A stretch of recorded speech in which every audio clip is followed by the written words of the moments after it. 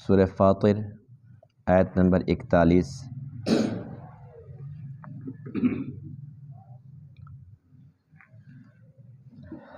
اعوذ باللہ من الشیطان الرجیم،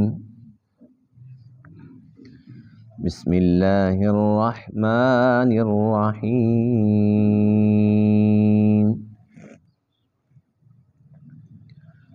وَأَقْسَمُوا بِاللَّهِ جَهْدَ أَيْمَانِهِمْ لَئِن جَاءَهُمْ نَذِيرٌ لَيَكُونُنَّ أَهْدَىٰ مِنْ إِحْدَى الْأُمَمِ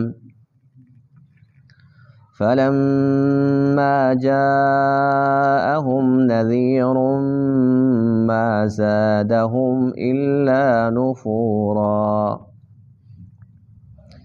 استكبارا في الأرض ومكر السيء ولا يحيق المكر السيء إلا بأهله فهل ينظرون إلا سنة الأولين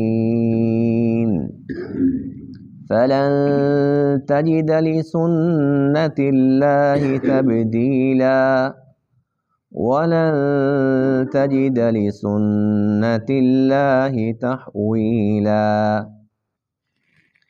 أَوَلَمْ يَسِيرُوا فِي الْأَرْضِ فَيَنظُرُوا كَيْفَ كَانَ عَاقِبَةُ الَّذِينَ مِن قَبْلِهِمْ وَكَانُوا أَشَدَّ مِنْهُمْ قُوَّةً وَمَا كَانَ اللَّهُ لِيُعْجِزَهُ مِن شَيْءٍ فِي السَّمَاوَاتِ وَلَا فِي الْأَرْضِ إِنَّهُ كَانَ عَلِيمًا قَدِيرًا وَلَوْ يُؤَاخِذُ اللَّهُ النَّاسَ بِمَا كَسَبُوا مَا تَرَكَ عَلَى ظَهْرِهَا مِن دَابَّةٍ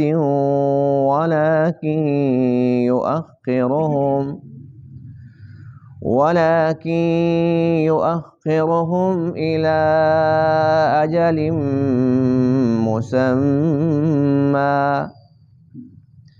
فإذا جاء أجلهم فإن الله كان بعباده بصيرا صدق اللہ العظیم۔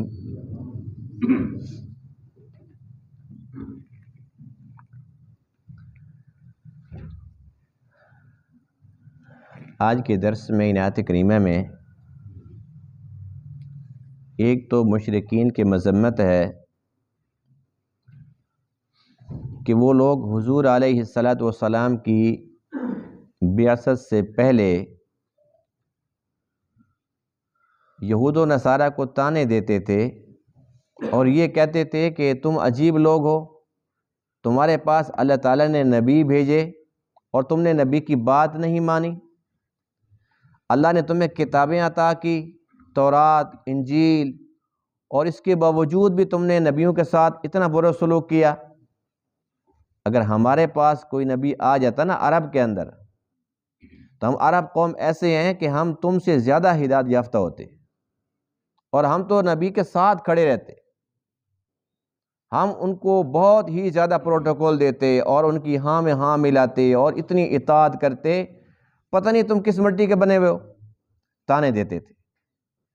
اللہ فرماتے ہیں کہ پہلے تو ان کو طعنے دیتے تھے، اور جب میں نے ان کو نبی دیا اور وہ بھی سب نبیوں کا نبی، اتنی شان والا نبی، تو اتنی مخالفت تو یہود و نصارہ نے، بنی اسرائیل نے اپنے نبیوں کی نہیں کی تھی جتنی ان لوگوں نے اپنے نبی کی کر دی۔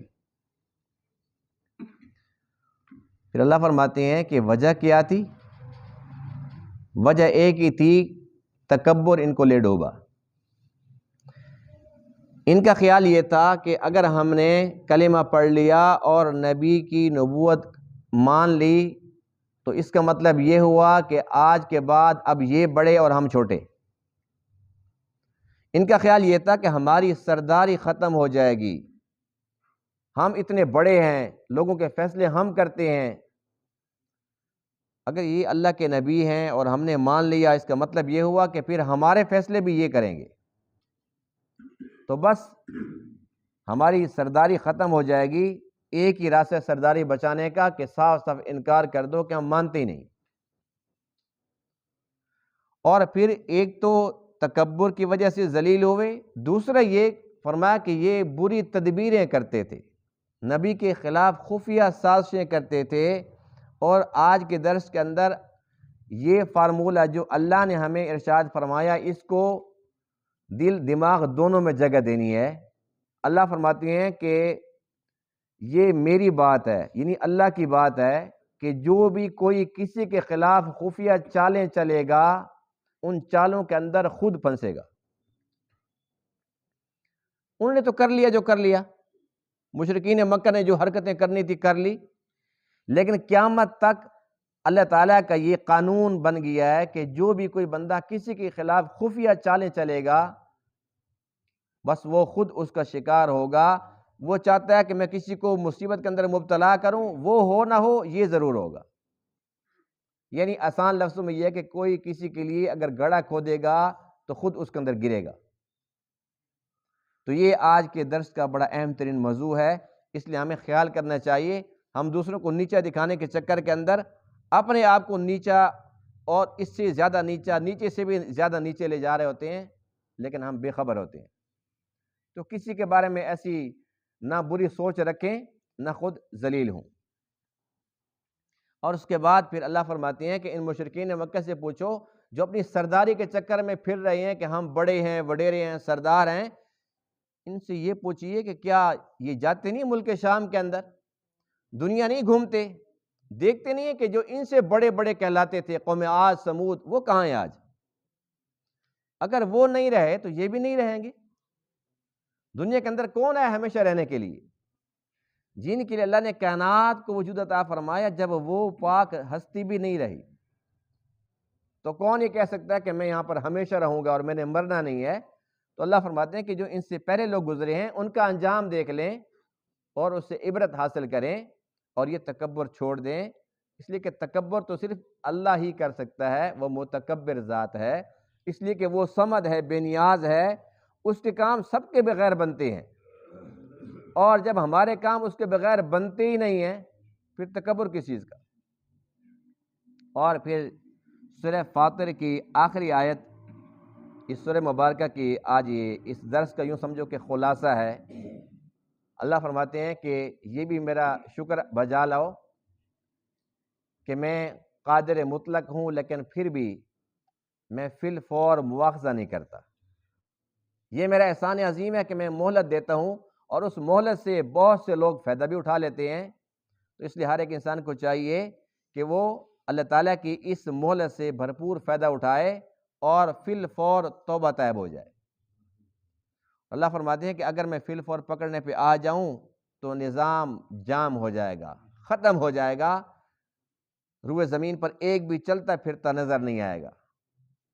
اللہ نے نظام کو چلانا ہے تو یہ اس کا احسان عظیم ہے، اور ہمارے لیے اللہ تعالیٰ کی یہ رحمت ہے کہ اس ذات نے ہمیں مہلت دے رکھی ہے کہ انسان جتنی بھی برائیاں کرتا ہے، گناہوں کے اندر وہ لت پت ہے، لیکن اللہ تعالیٰ پھر بھی فرماتا ہے کہ پھر مہلت ہے، پھر مہلت ہے، پھر مہلت ہے، شاید کہ میرا بندہ راہ راست پر آ جائے۔ اگر فی الفور پکڑنے پہ آ جاتا تو ہمیں توبہ کی توفیق بھی نہ ملتی اور اچک لیے جاتے، پھر ہمارا حشر کیا ہوتا، ہمارا انجام کتنا برا ہوتا۔ تو اللہ کا احسان ہے کہ نہیں ہے؟ وَأَقْسَمُوا بِاللَّهِ، اور انہوں نے قسمیں اٹھائی اللہ کے نام کی۔ یہ مشرکین مکہ کی بات ہو رہی ہے، قسمیں اٹھائی جہد ایمانہم، پکی قسمیں۔ کیا قسمیں تھی؟ لئن جاءہم نذیر، کہ اگر آ گیا ان کے پاس کوئی ڈرانے والا، کوئی نبی آ گیا، لَيَكُونُنَّ أَهْدَىٰ مِنْ إِحْدَى الْأُمَمِ، تو یہ لوگ ہو جائیں گے زیادہ ہدایت یافتہ دوسری امتوں سے۔ فَلَمَّا جَاءَهُمْ نَذِيرٌ، پس جب آ گیا ان کے پاس ڈرانے والا، نبی آ گیا، مَا زَادَهُمْ إِلَّا نُفُورًا، تو نہیں بڑھایا ان کو نبی کے آنے نے مگر کس چیز میں؟ نفرت میں۔ ان کی نفرتیں بڑھ گئی۔ وجہ کیا تھی؟ استکباراً فی الارض، زمین میں تکبر کرنے کی وجہ سے، ومکر السیئ، اور بری تدبیروں کی وجہ سے، ولا یحیق المکر السیئ الا باہلہ۔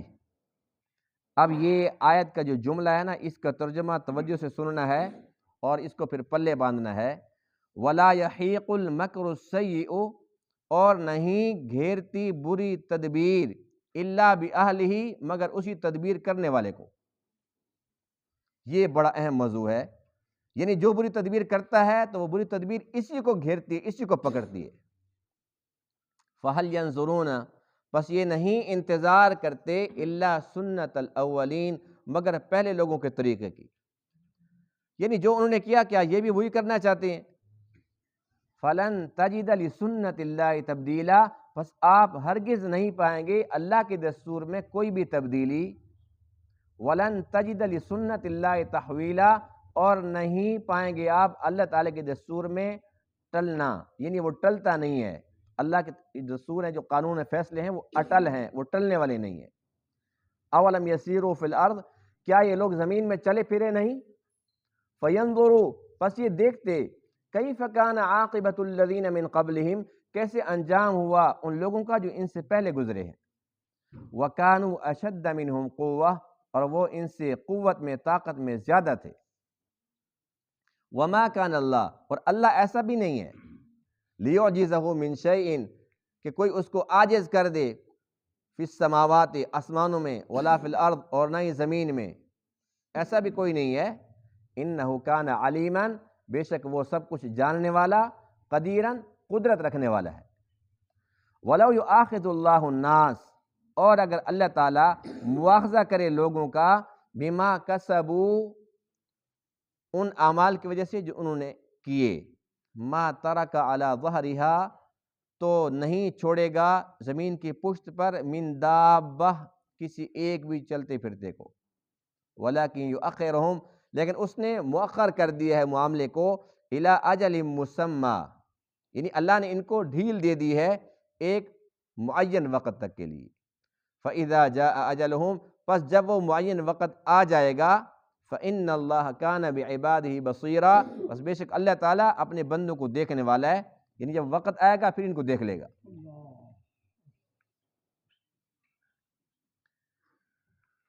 یہود و نصارہ اپنے آپ کو اہل کتاب اور اہل علم کہلواتے تھے، وہ کہتے تھے کہ ہم پڑھے لکھے لوگ ہیں، اور جو عرب لوگ ہیں یہ امی ہیں، یہ پڑھے لکھے نہیں ہیں، ان پڑھ لوگ ہیں، لکھنا پڑھنا نہیں جانتے۔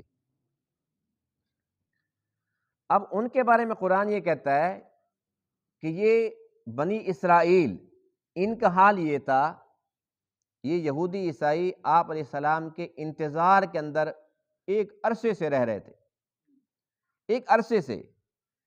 جو یہ بنو قریظہ کے یہودی تھے نا، جو مدینہ پاک کے اطراف میں رہتے تھے، یہ یہاں کے رہنے والے نہیں تھے۔ اپنی کتابوں میں پڑھا کہ وہ نبی فلاں جگہ پر آئے گا، کھجوروں کے باغات ہوں گے، تعلیم تو تھی نا ان کی، علم تو تھا ان کے پاس، وہ جگہ کتابوں کے مطابق تلاش کرتے کرتے یہاں پر پہنچ گیا کہ یہی وہ جگہ ہے، یعنی اتنا یہ جانتے تھے، اور یہ سچ تھا، ٹھیک جگہ پر آ گئے تھے نا۔ اور قرآن یہ کہتا ہے وَكَانُوا مِن قَبْلُ يَسْتَفْتِحُونَ عَلَى الَّذِينَ كَفَرُوا، اگر ان کی کسی کافروں کے ساتھ کوئی جنگ ہو جاتی، کوئی لڑائی ہو جاتی تھی، تو پھر اللہ تعالیٰ کے سامنے جب دعائیں کرتے تھے، ان سے فتح طلب کرتے تھے ان کے اوپر، تو نبی کا وسیلہ دیتے تھے، اے اللہ وہ تیرے نبی جو آخری پیغمبر آخر الزمان ہے، وہ جن کی وجہ سے ہم یہاں پر آئے ہوئے ہیں، ان کے انتظار میں آئے ہوئے ہیں، تجھے اس کا واسطہ، ہم ان کافروں کے اوپر فتح عطا فرما۔ اتنا یقین تھا کہ وہ اتنے شان والا نبی ہے۔ فلما جاءہم، پس وہ نبی آ گئے، ما عرفوا، اب کہتے ہیں نہیں پہچانا، لیکن نہیں پہچانے کا مطلب یہ نہیں ہے کہ پتہ نہیں چلا۔ قرآن کہتے ہیں یعرفونہ کما یعرفون ابناءہم، جیسے کوئی اپنے بیٹے کو جانتا ہے، اس میں کوئی شک ہوتا ہے؟ ایسے جانتے تھے میرے نبی کو، پکا یقین تھا کہ بالکل یہی ہے۔ یہ دیکھیں نا کہ ایک انسان، اس کو پہچاننا یہ مشکل ہے، یا اتنی بڑی زمین کو، اس خطے کو، انہوں نے پورا علاقہ ڈھونڈ نکالا، دنیا کے اندر وہ ایک خاص جگہ، یعنی کہ یہاں پر کھجوریں زیادہ ہیں، کھجوریں تو دنیا کے اندر ہیں، لیکن انہوں نے یہ کہا نبی یہاں آئے گا، ہجرت کر کے آئے گا۔ اتنی بات انہوں نے وہ علاقہ ڈھونڈ نکالا جو علاقے کو وہ ڈھونڈ سکتے ہیں، نشانیوں کے ذریعے وہاں پہنچ کے ڈیرے لگا سکتے ہیں، اپنا وطن چھوڑ سکتے ہیں۔ تو جب وہ نبی آ گئے وہاں تو مہر نبوت بھی تھی آپ کے شانوں کے درمیان، اور کون سی نشانی تھی جو ان کو نہیں پتہ تھی۔ حضرت سلمان فارسی رضی اللہ عنہ جب تشریف لائے تھے تو انہوں نے آ کے وہ سارا دن محنت کرتے رہے کہ یہودی کے غلام تھے، تو وہ جو کچھ تھا وہ لے کے آئے اور آ کر کیا کہا، اللہ کے نبی یہ آپ کے لیے صدقہ ہے۔ آپ نے ہاتھ بھی نہیں لگایا، فرمایا کہ ان کو دے دو۔ اب وہ چلے گئے، پھر کچھ دنوں کے بعد آئے پھر وہ آئے اور کہنے لگے کہ یہ میں آپ کے لیے ہدیہ لے کے آیا ہوں، تو آپ نے قبول فرمایا۔ کہنے لگا کہ دیکھو ہماری کتابوں میں یہی لکھا ہے کہ وہ نبی صدقہ نہیں لے گا اور ہدیہ لے گا، یعنی تسلیاں یوں کر رہے تھے وہ۔ تو آپ کو تو یقین آ گیا، اور اس کے بعد پھر تیسری مرتبہ جب تشریف لاتے ہیں نا سلمان فارسی، یہ وہ صحابی ہیں تمام صحابہ میں سب سے لمبی عمر، 250 سال ان کی عمر ہوئی ہے، 250 سال، سب سے بڑی عمر کے صحابی ہیں، بوڑھے تھے، ضعیف تھے۔ تیسری مرتبہ جب آئے نا تو اللہ کے نبی اس وقت جنت البقیع میں تھے، یہ آئے اور آ کر نا ادھر پھریں، تو اللہ کے نبی کو پتہ چل گیا کہ سلمان فارسی کیا چاہتا ہے۔ تو آپ کی جو مبارک چادر تھی نا اوپر، آپ نے چادر تھوڑی پیچھے کر دی، وہ مہر نبوت دیکھنا چاہتے تھے، وہ دونوں شانوں کے درمیان تھی۔ بس پھر کیا تھا، جب وہ دیکھی تو بس چوم لیا اور قدموں میں گر گئے، کہنے کہ تینوں باتیں جو میں نے چیک کرنی تھی میں نے تسلی کر لی، یقین ہو گیا کہ آپ اللہ کے سچے نبی ہیں، آپ اللہ کے آخری نبی ہیں، کلمہ پڑھا دو۔ تو یہ یہود و نصارہ ان کے کرتوت یہ تھے۔ قرآن کہتا ہے کہ جب آئے نہیں میرے نبی تب تو تم میرے نبی کے واسطے مجھے دے کرتے تھے، ہمیں فتح عطا فرما اس نبی کے صدقے۔ جب آ گیا تو پھر تم کہتے ہو کہ اچھا اتنا انتظار بھی کیا، لیکن آیا بنی اسرائیل میں نہیں، بنی اسماعیل میں۔ کیوں؟ ہزاروں نبی بنی اسرائیل میں آئے اور انتظار ہم کر رہے تھے، اور یہ نبی بنی اسرائیل میں کیوں نہیں آیا؟ جو شان والا نبی ہے وہ ہم میں سے کیوں نہیں آیا؟ وہ بنی اسماعیل میں کیوں آ گیا؟ اس بات پر حسدا من عند انفسہم، صرف اندر کا حسد تھا۔ اللہ فرماتے ہیں کہ حق واضح ہو چکا تھا لیکن وہ ماننے کے لیے تیار نہیں تھے، صرف حسد کی آگ میں جلتے رہے، اور جہنم کی آگ میں جل رہے ہیں لیکن حسد نہیں چھوڑا۔ تو ایک طرف یہود و نصارہ کا یہ کردار تھا، یعنی اللہ کے نبی کی آمد سے پہلے ان کے واسطے دیا کرتے تھے، اور مشرکین مکہ ان کو تانے دیتے ہیں کہ تم نے دیکھو اپنے نبیوں کی بات نہیں مانی، نبیوں کے ساتھ یہ سلوک کیا۔ اگر اللہ تعالیٰ ہمارے اندر نبی بھیجتا نا، پھر دیکھنا لَيَكُونُنَّ أَهْدَىٰ مِنْ إِحْدَى الْأُمَمِ، دوسری امتوں سے ہم زیادہ ہدایت یافتہ ہو جائیں گے، ہم تو ان کی اطاعت قبول کریں گے، فرمانبرداری کریں گے۔ اللہ فرماتے ہیں کہ جب وہ نبی میں نے بھیج دیا مَا زَادَهُمْ إِلَّا نُفُورًا، تو ان کی نفرتیں شروع ہو گئی۔ کہتے ہیں ساری بات ٹھیک ہے، لیکن اب اعتراض کس بات پہ تھا؟ وَقَالُوا لَوْلَا نُزِّلَ هَذَا الْقُرْآنُ عَلَىٰ رَجُلٍ مِّنَ الْقَرْيَتَيْنِ عَظِيمٍ، دو بڑے بڑے اس وقت علاقے تھے نا، طائف اور مکہ۔ کہنے لگے یہاں مکہ اور طائف میں کتنے بڑے بڑے لوگ ہیں، اللہ نے اگر اپنا کلام دینا تھا، کسی کو نبی بنانا تھا تو اتنے بڑے بڑے سردار تھے ان کو بناتا۔ یہ ایک یتیم جس کے پاس مال و دولت نہیں، جس کے پاس گھوڑے نہیں، جس کے پاس سونا چاندی نہیں، جس کے پاس جائیدادیں نہیں، ایک یتیم کو اللہ نے نبی بنا دیا، ہم نہیں مانتے۔ اب ان کی نظر چونکہ دنیا پر تھی، جیسے آج کل ہماری نظر دنیا پر ہے، ایک دیندار آ جاتا ہے تو ہمارے اوپر کچھ اثر نہیں پڑتا، اگر کوئی دنیا دار آ جائے ہم سارے کھڑے ہو جاتے ہیں، جی اس کا استقبال کرتے ہیں، اس کو پروٹوکول دیتے ہیں۔ تو بات یہ ہے کہ اللہ تعالیٰ کو تو یہ دنیا دار اتنے پسند نہیں ہے جتنا دین اور دیندار پسند ہے، لیکن ہماری نظر میں ان کی ویلیو نہیں ہے، ہماری نظر میں ان کی ویلیو ہے۔ جس طریقے سے مشرکین مکہ سمجھتے تھے کہ کوئی دنیا دار ہوتا اس کو ہم بڑا سمجھتے، وہ ہمارا سردار ہوتا، وہ ہمارے اوپر آتا، وہ ہمارے فیصلے کرتا، یہ یتیم ہمارے اوپر بڑا بنے گا۔ ان کم بختوں کو یہ معلوم نہیں تھا کہ یہ یتیم ایسا یتیم ہے کہ کل کائنات اس کے صدقے سے وجود میں آئی ہے، ان کو یہ نہیں پتہ تھا کہ اللہ کے محبوب ہیں، نبیوں کے نبی ہیں، امام الانبیاء ہیں، اور اللہ تعالیٰ نے تمام نبیوں کو پابند کر دیا تھا کہ کوئی بھی نبی اپنے دور کے اندر میرے محبوب کا زمانہ پالے تو اس پر بھی لازم ہے کہ میرے محبوب پر ایمان لے آئے۔ لَتُؤْمِنُنَّ بِهِ وَلَتَنْصُرُنَّ، اللہ تعالیٰ نے عالم ارواح کے اندر سب کو پابند کر لیا تھا، اتنی شان والا نبی، لیکن وہ آنکھوں کے ہوتے ہوئے اندھے تھے، دل کے اندھے تھے، وہ پہچان نہیں پائے۔ اب تکبر کیا تو تکبر کا پھر انجام کیا ہوتا ہے؟ اس لیے تکبر بری چیز ہے، اللہ تعالیٰ ہم سب کو محفوظ رکھے۔ یہ روحانی امراض میں سے بہت خطرناک ہے، یعنی کہ ایک انسان جتنی بھی عبادت کرے تکبر سب پہ پانی پھیر دیتا ہے، اور رائی کے دانے کے برابر بھی اگر تکبر ہے تو وہ انسان ذلیل ہے اللہ کی نظر میں۔ حدیث پاک میں اللہ فرماتے ہیں الکبر ردائی، یہ بڑائی، یہ کبر، یہ تکبر، فرمایا کہ یہ میری رضا ہے، میری چادر ہے۔ جو تکبر کرے گا اس نے گویا میری چادر پر حملہ کیا، اور جو میری چادر پہ حملہ کرے گا میں اس کو ذلیل کر کے رہوں گا۔ حدیث پاک میں کہ سب سے زیادہ ذلیل قیامت کے دن متکبرین ہوں گے، چیونٹیوں کی طرح چھوٹے چھوٹے، اللہ ان کو چھوٹا بنائے گا اور روندے جا رہے ہوں گے۔ اللہ فرمائے گا یہ تمہاری اوقات ہے، تم بڑے بنتے تھے، بڑا تو اللہ ہے، انسان کمزور ہے، اللہ نے اس کو کمزور پیدا کیا، خلق الانسان ضعیفا، اسے چاہیے کہ وہ کمزور ہی بن کر زندگی گزارے۔ تکبر وہ کیسے کر سکتا ہے انسان؟ تکبر تو وہ کرے جس کو کسی کی ضرورت نہ ہو۔ یہاں تو ہر بندہ دوسرے کے ساتھ جڑا ہوا ہے، یہاں تک کہ ہم ایک لقمہ نہیں کھا سکتے، ذمہ داری سے کہہ رہا ہوں، ایک لقمہ بھی ہم نہیں کھا سکتے اکیلے، کہ ہم یہ کہیں جی بس بغیر کسی کے سہارے کے، بغیر کسی کی مدد کے میں خود روٹی کھاؤں گا آج کے دن، سوال ہی پیدا نہیں ہوتا۔ ایک لقمہ تو ہم نے کھا لیا، لیکن یہ آٹا کہاں بنا، چکی کے اندر جو آٹا بنا تو یہ چکی کے جو اتنے پارٹس ہیں، یہ کون کون سے کارخانوں کے اندر بنتے رہے، کتنے ریڑیاں اس کو اٹھا کر یہاں پر لے کے آئی، کتنے ٹرکوں کے اندر آیا، کتنے مستریوں نے اس کو یہاں پر فٹ کیا، اس کے بعد پھر بجلی بنانے والے کتنے تھے، یہ کہاں کہاں بنتی رہی، پھر یہاں پر اس کو فٹ کیا گیا، پھر اس کے بعد ابھی تو یہ آٹے کی بات کی ہے، پھر وہ گندم جہاں پر اگی تو وہاں پر کتنے ہل چلانے والے اور کتنے اس کے اندر کھاد ڈالنے والے اور کھاد بنانے والے، کتنے ہزاروں لوگ تھے کارخانے کے اندر، اور اسی طریقے سے پھر وہ پانی لگانے والے، پھر پانی کے اندر بور کرنے والے کتنے لوگ تھے، پھر بور والی مشینری کتنی تھی۔ ایک لقمے پر 1,00,000 لوگ بھی میں کہوں تو یہ بھی کم ہے ایسی بات کہ نہیں ہے؟ یعنی اتنے تو ہم کمزور ہیں کہ ایک لقمہ بھی خود نہیں کھا سکتے، ہم اتنے مجبور ہیں کہ اللہ تعالیٰ نے باہمی تعاون کے ساتھ سب ایک دوسرے کے ساتھ جڑے ہوئے ہیں۔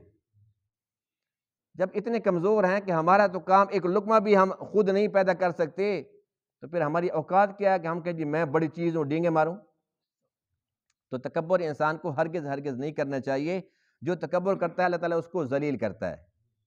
وَمَكْرَ السَّيِّئِ، اور بری تدبیریں بھی ہمیں نہیں کرنی چاہیے۔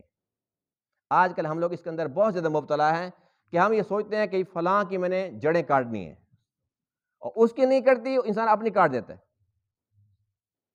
تو نہ اس کی کاٹنے کے انسان سوچے نہ اپنی کٹے۔ جو کسی کے لیے کنواں کھودتا ہے اس میں خود گرتا ہے، جو ابو جہل ہے نا لعین،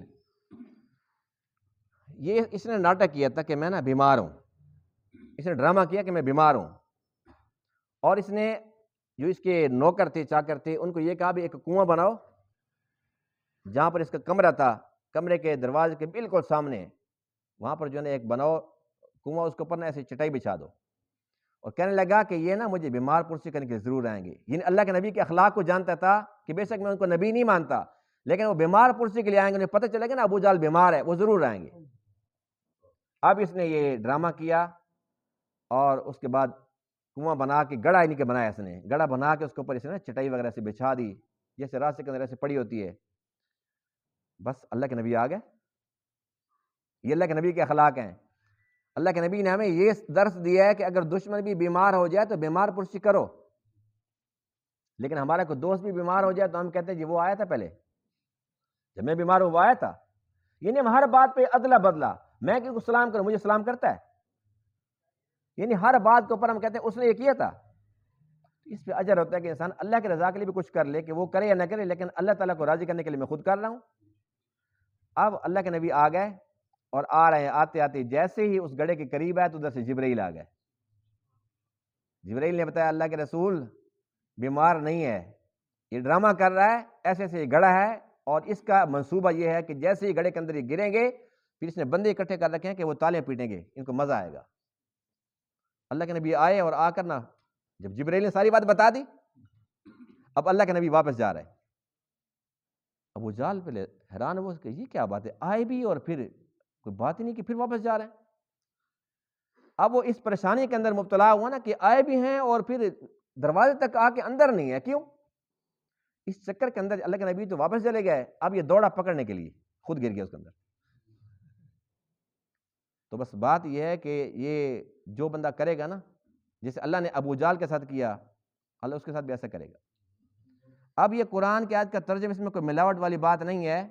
وَلَا يَحِيقُ الْمَكْرُ السَّيِّئُ إِلَّا بِأَهْلِهِ، جو بری تدبیر کرتا ہے یہ اسی کو پکڑتی ہے، اسی کو گھیرتی۔ اب کتنے لوگ ایسے ہیں جو اسی قسم کی حرکتیں کرتے ہیں، پھر اس کے بعد پھر جب وہ خود مصیبت کے اندر پھنس جاتے ہیں، اس کے بعد وہ روتے ہیں کہ پتہ نہیں ہوا کیا ہے۔ تو ان آیات کو یاد رکھیں، آج کے درس کو یاد رکھیں، انشاءاللہ اس کا جواب ان کو فٹ مل جائے گا کہ ایسا کیوں ہوا ہے، اور کسی کے لیے ہم برا سوچیں کیوں؟ کیا ہم فارغ ہیں؟ ٹائم ہے تو ہم اللہ تعالیٰ کو راضی کرنے کے لیے اللہ تعالیٰ کی بندگی کریں، کوئی اچھے اچھے کام کریں، ہم کسی کے کام آ جائیں۔ حدیث پاک میں خیر الناس من ینفع الناس، اللہ کے یہاں سب سے بہتر وہ ہے جو لوگوں کو نفع دیتا ہو، لوگوں کے بھلے کے لیے پھرتا ہو۔ اور ہم کہتے ہیں نہیں جی، ہم نے تو لوگوں کی جڑیں کاٹنی ہیں، کسی کا کاروبار چل رہا ہے ہمیں تکلیف ہے خام خواہ، کسی کا اچھی جگہ رشتہ کہیں ہو گیا ہے، یہ ہو کیسے گیا؟ جیسے بھی ہو گیا تمہیں کیا تکلیف ہے بھائی؟ اللہ کے لکھا ہوا تو ہو گیا، ہم اس کو توڑنے کے چکر میں پریشان ہیں، ان بیچاروں کو پتہ بھی نہیں ہے، اور ہم چکر میں ڈالتے کرتے کرتے ان کا ٹوٹے نہ ٹوٹے، جب گھر پتہ چلتا ہے بھی اپنی بہن کا ٹوٹ گیا، اپنی بیٹی کا ٹوٹ گیا۔ اس لیے انسان کو ایسے کام نہیں کرنے چاہیے، برے کام کا انجام برا ہی ہوتا ہے اور اچھے کام کا انجام اچھا ہی ہوتا ہے۔ پھر اللہ فرماتے ہیں کہ یاد رکھو یہ جو میری باتیں ہیں یہ اللہ تعالیٰ کا دستور ہے، اس کا قانون ہے، اور اللہ کے قانون کے اندر آپ کوئی تبدیلی بھی نہیں پائیں گے، اور آپ کوئی تحویلہ، وہ ٹلنے والا بھی نہیں ہوتا، اٹل ہوتا ہے۔ یعنی یہ وہ فارمولے ہیں کہ جو پکے ذہن نشین کر لو، ان کے اندر کوئی تبدیلی نہیں آ سکتی۔ پھر اللہ فرماتے ہیں کہ میرا احسان عظیم ہے کہ میں فی الفور تمہیں پکڑتا نہیں ہوں، جیسی حرکتیں تم کرتے ہو، جیسی کرتوت تم کرتے ہو، فی الفور پکڑتا نہیں، تمہیں مہلت دے دیتا ہوں۔ اگر فی الفور پکڑنے پہ آ جاؤں، ما ترک علی ظہرها من دابہ، تو کوئی ایک بھی زمین کی پشت پر چلتا پھرتا نظر نہ آئے۔ اچھا اب یہ دیکھیں کہ آپ علیہ الصلوۃ والسلام کے خلاف جو یہ مکر سیء، جو بری تدبیریں کرنے والے تھے، بری تدبیریں کس نے کی تھی؟ ابو جہل نے کی تھی، اس کا انجام دیکھا کیا ہوا تھا؟ اچھا جن نے بھی کی تھی ان کا انجام کیا ہوا ہے؟ آج ان کا نام مٹ چکا ہے، کوئی جانتا بھی نہیں ہے، اور اگر کسی کا نام معلوم ہے بھی صحیح، جیسے کہ میں نے نام لیا ابھی ابو جہل کا، تو وہ ایک برائی سے نام لیا جاتا ہے۔ دنیا کے اندر کسی کو گالی دینی ہے، بڑا ابو جہل ہے، یعنی ابو جہل ہے، بڑا خبیث ہے، یعنی کہ گالی دے کے ہم کہتے ہیں ابو جہل۔ تو بری تدبیریں کی تھی، اور ان کا گمان یہ تھا کہ ہماری سرداری ختم ہو جائے گی، بچی ہے سرداری ان کی۔ اللہ کے نبی کہتے ہیں یتیم ہے اور ہم ان کو ختم کر دیں گے، ان کو قتل کر دیں گے۔ قتل کے منصوبے بنائے کہ نہیں بنائے؟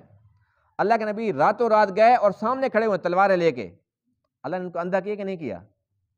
اللہ کے نبی نے ہجرت فرمائی، یعنی مکہ پاک کتنی پاک جگہ ہے، اللہ کے نبی وہاں پر پیدا ہوئے اور اس خطے سے آپ کو بے دخل کیا۔ اس کے بعد خود یعنی ابو جہل کہاں جا کے مرا تھا؟ بدر میں جا کے مرا تھا۔ کہاں بدر؟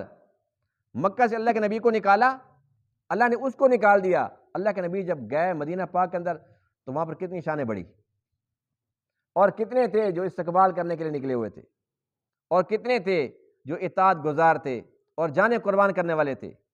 اور اس کے بعد پھر وہی مکہ تھا پھر وہی مکہ تھا جہاں سے اللہ کے نبی کو نکالا گیا تھا، نکالنے والے پھر معافی مانگ رہے تھے، مانگے کہ نہیں مانگی؟ اور ہمارے نبی پاک کی شان ہے کہ پھر سب کو معاف کر دیے، فرمایا کہ آج جو ہے بدلے کا دن نہیں ہے، آج معافی کا دن ہے۔ فرمایا کہ جیسے میرے بھائی یوسف نے اپنے بھائیوں کو معاف کر دیا جنہوں نے یوسف کو کنویں کے اندر پھینکا تھا، فرمایا کہ تم نے مجھے یہاں سے نکالا تھا لیکن میں نے تمہیں آج سب کو معاف کر دیے۔ تو اللہ کے نبی کے یہ اخلاق ہیں۔ اس سے ہمیں یہ درس ملتا ہے کہ پوری کی پوری یہ جو ہسٹری ہے نا، اس کے اندر ہم دیکھتے ہیں اللہ کے نبی کے ساتھ جو برائیاں کرنے والے تھے وہ برائیاں ان کے گلے میں پڑ گئی، اور جنہوں نے اچھائیاں کی وہ جتنے بھی کمزور تھے اللہ نے ان کو صلہ دیا، دیے کہ نہیں دیا؟ دنیاوی لحاظ سے تو حضرت ابو ہریرہ کو دیکھ لیں کہ بیچارے وہ بھوکے پیاسے رہتے تھے، حضرت بلال حبشی کو دیکھ لیں کہ ان کا حال مل گیا تو ٹھیک ہے، نہیں ملا تب بھی ٹھیک ہے۔ اصحاب صفہ میں سے تھے، کوئی آ کے دیتا تھا تو آپ کھا لیتے تھے، نہیں دیتے تھے تو بس اللہ اللہ کرتے رہتے تھے، لیکن اللہ تعالیٰ نے ان کو مقام کیا دی ہے۔ آج دنیا کے اندر گھومو، ان کے نام سے مدرسے ہیں، مساجد ہیں، مسلمان بچوں کے نام ہیں، تو یہ ان کا درجہ کتنا بڑا ہے۔ اس لیے آج شاذب کہنے کہ کسی کا برا نہیں سوچیں گے۔ یہ آج کی سورہ فاطر کا آخری درس ہے، تو اگر اس کے اندر ہم نے الحمدللہ بہت اچھے اچھے مضامین گزرے ہیں، اور انشاءاللہ کل تو جمعرات چھٹی ہے، پرسوں سے انشاءاللہ سورہ یاسین شریف شروع ہوگی، تو یہ بھی بہت اہم ترین صورت ہے۔ تو اس صورت کا تو ویسے بھی ہمیں یہ صورت یاد بھی ہونی چاہیے، اور اس کا ترجمہ بھی، اس کی تفسیر بھی، جب اس کے ساتھ ہم وہ ذہن میں رکھ کر پڑھیں گے تو انشاءاللہ پڑھنے کے اندر لطف زیادہ آئے گا۔ تو کوشش کرنی ہے کہ جمعے کے دن سے انشاءاللہ شروع ہوگی صورت، تو کسی دن کا بھی کوئی بھی ناغہ نہ کرے، مجبوری ہو تو الگ بات ہے، کوشش کرنی ہے کہ صورت کے اندر کسی کا کوئی ناغہ نہ آئے، اور پوری صورت کے اندر جو سورہ فاتر کے اندر ہم نے پڑھا سنا، اللہ تعالیٰ اس تمام پر ہمیں عمل کرنے کی توفیق نصیب فرمائے۔ وآخر دعوانا الحمدللہ رب العالمین۔